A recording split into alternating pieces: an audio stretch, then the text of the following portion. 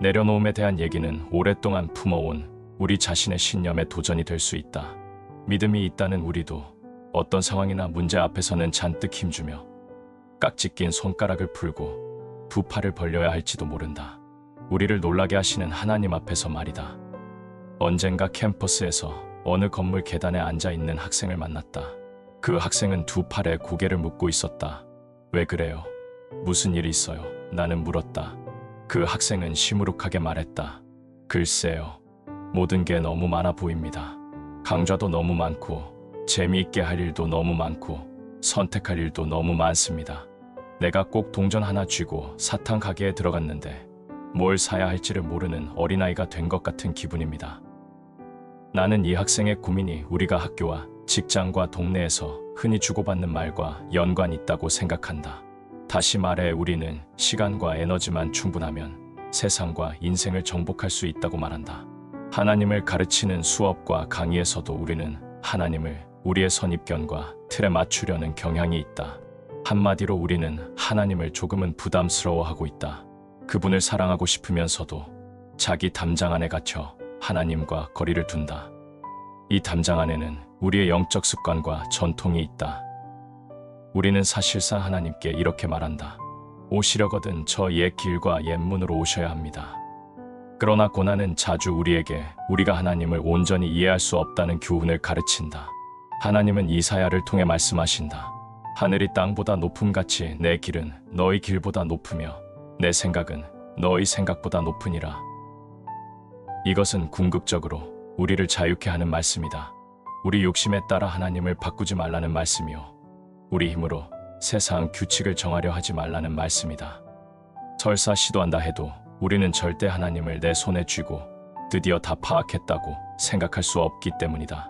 오히려 모든 소요와 긴 밤이 지난 후 우리는 빈손으로 하나님께 오게 된다. 그렇게 하나님이 우리를 데려가실 곳이 어디일지 기대하며 그분을 기다릴 때 우리 안에는 하나님 임재에 대한 민감성은 물론 그분의 부재에 대한 민감성도 함께 자라게 된다.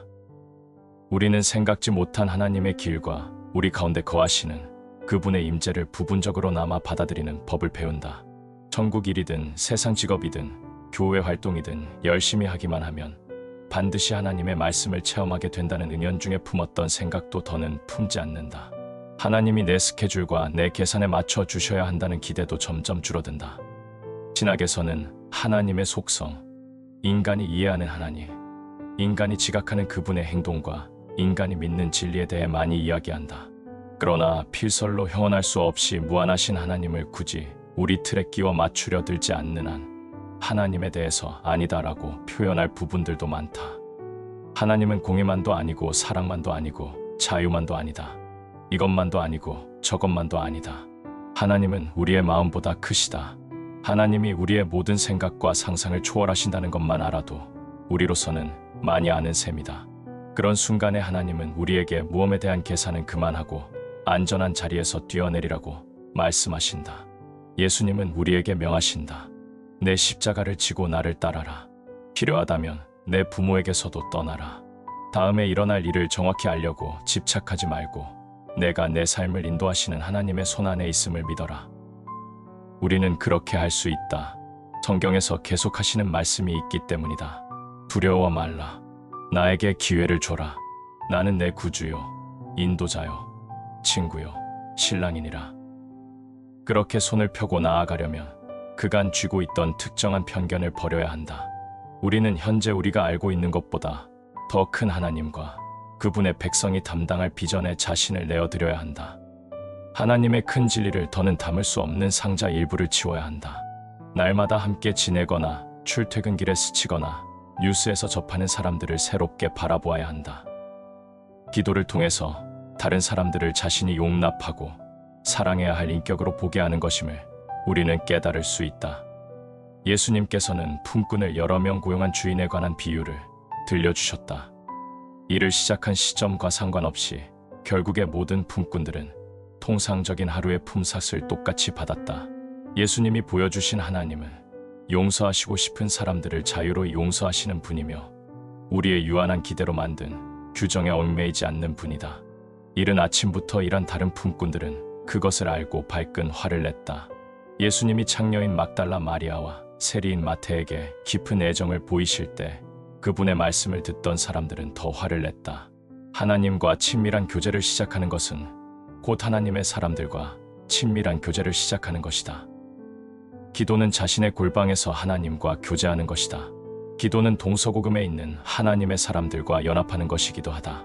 인간과 인간을 갈라놓는 두려움은 사랑으로 극복할 수 있다. 그 사랑에 힘입어 우리는 자신의 작은 두려움을 내려놓을 수 있다. 어려워 보이지만 그런 사랑이 우리 안에서 역사하여 결국 우리가 자기의와 억압에서 벗어날 길을 열어준다. 부자는 자기가 가난한 자의 최선의 길을 안다고 생각하고, 남자는 자기가 여자의 최선의 길을 안다고 생각하고, 백인은 자기가 흑인에게 최선의 길을 안다고 생각하지만 그 사랑이 우리를 그런 착각에서 건져준다. 우리를 아우슈비츠와 히로시마와 존스타운으로 치닫게 하는 무서운 착각에서 구해주는 것이다. 하나님에 대한 편협한 관점과 편견을 내려놓는다는 것은 열정적 관심을 버린다는 뜻이 아니다. 우리는 성경 도처에서 하나님의 백성들이 하나님의 새로운 일을 위해 능동적으로 일하는 모습을 본다. 그들은 정의를 위해 싸운다. 하나님 나라를 구한다. 베드로는 우리가 새하늘과 새 땅을 바라본다고 말했다. 이것은 눈을 뜨고 보라는, 깨어 경계하며 항상 살피라는 부르심이다.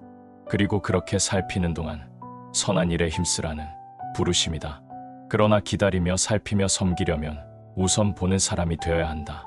우리 가운데 세상 속에 오시는 하나님을 분별하는 사람들이 되어야 한다. 당신의 삶에는 성령께서 기회를 얻어 말씀하시거나 행동하시거나 나타나실 공간이 있는가? 당신의 내면과 주변에 임하시는 하나님을 알아보지 못하게 막는 눈가리개를 묵상이라는 도구로 벗길 재량을 그분께 드렸는가? 그러려면 조용한 공간을 하나님께 떼어드려 거기서 듣는 법을 배워야 한다. 그리하여 주변 세상과 관계를 더 잘 맺는 법을 알아야 한다. 최근 나는 뉴욕 시내를 걸었다.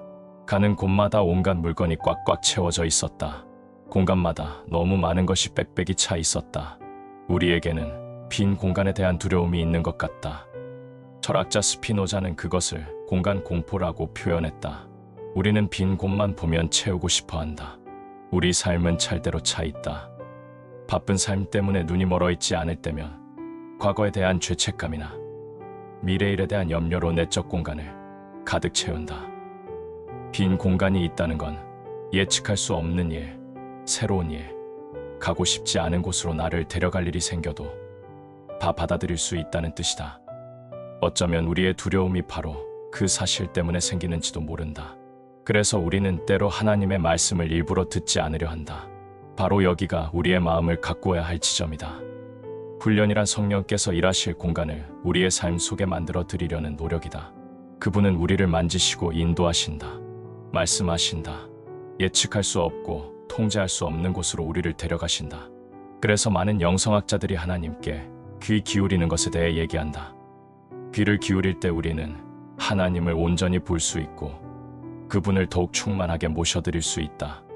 하나님이 깊이 치유하시는 자비 속으로 들어갈 수 있다. 이런 귀 기울임에 관해 시몬 웨일은 이렇게 말했다.